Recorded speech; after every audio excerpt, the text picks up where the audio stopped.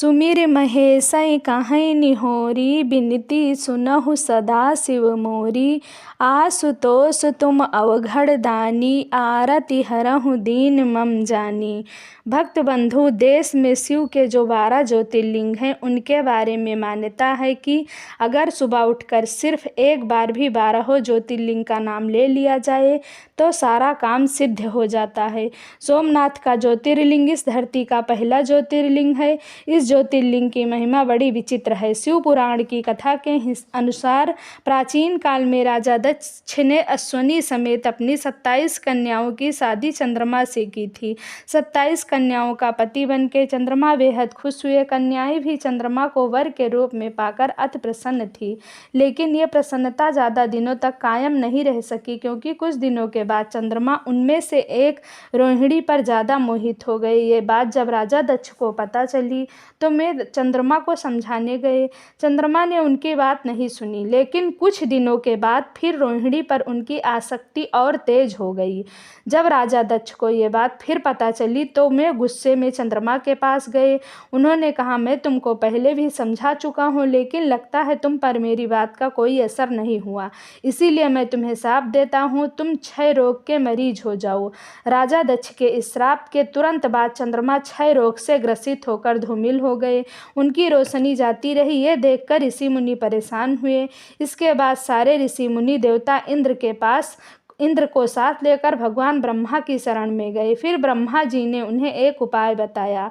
उपाय के हिसाब से चंद्रमा को सोमनाथ के इस जगह पर आना था, भगवान शिव का तप करना था। उसके बाद ब्रह्मा जी के हिसाब से भगवान शिव के प्रकट होने के बाद वो दक्ष के शाप से मुक्त हो सकते थे।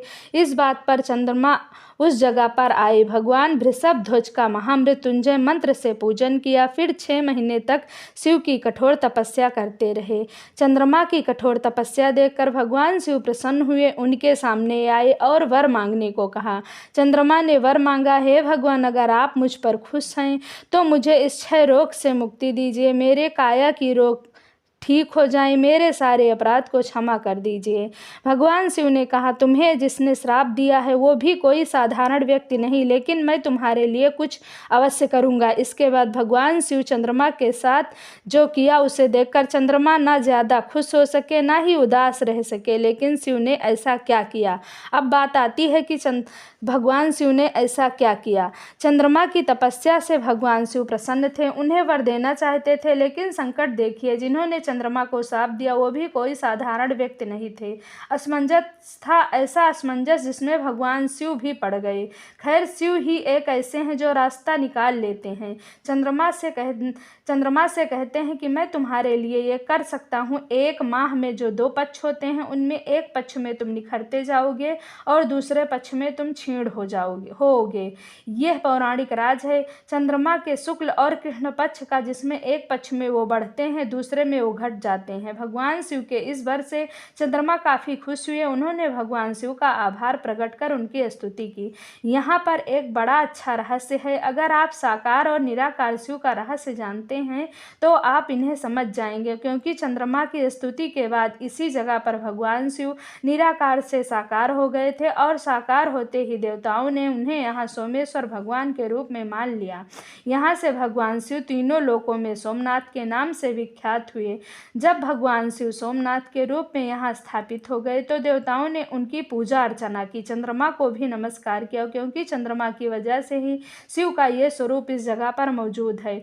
समय गुजरता गया, इस बात की पवित्रता बढ़ती गई। शिव पुराण में कथा है कि जब शिव सोमनाथ के रूप में यहाँ निवास करने लगे तो देवताओं ने यहाँ एक कुंड की स्थापना की। उस कुंड का नाम रखा सोमनाथ कुंड। कहते हैं कुंड में भगवान शिव और ब्रह्मा का साक्षात निवास है, इसीलिए जो भी इस कुंड में स्नान करता है उसके सारे पाप धुल जाते हैं, सभी रोगों से निजात मिल जाती है।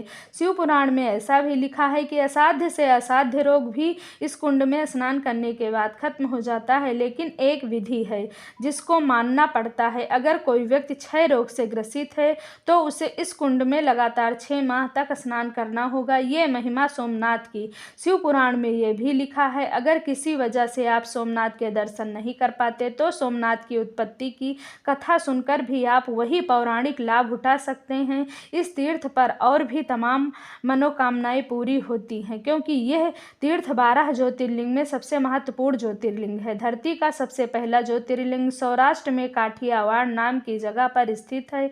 इस मंदिर में जो सोमनाथ देव हैं उनकी पूजा पंचामृत से की जाती है।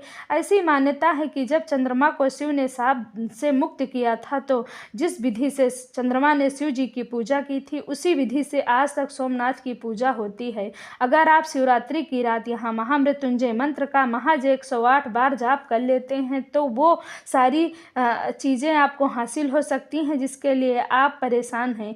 ये है इस धरती के सबसे पहले ज्योतिर्लिंग की महिमा। शिव पुराण में यह कथा महर्षि सूरत जी ने दूसरे ऋषियों को सुनाई। जो जातक इस कथा को ध्यान से सुनते हैं या फिर सुनाते हैं उन पर चंद्रमा और शिव भगवान दोनों की कृपा बनी रहती है।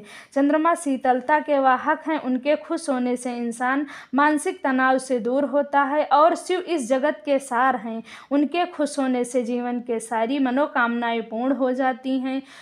भक्त बंधु, अगर आपको हमारा वीडियो अच्छा लगा तो हमारे चैनल को सब्सक्राइब करें, लाइक करें और ज़्यादा से ज़्यादा इस वीडियो को शेयर करें कि ताकि अन्य लोगों तक ये महत्वपूर्ण जानकारी पहुंच सके। धन्यवाद।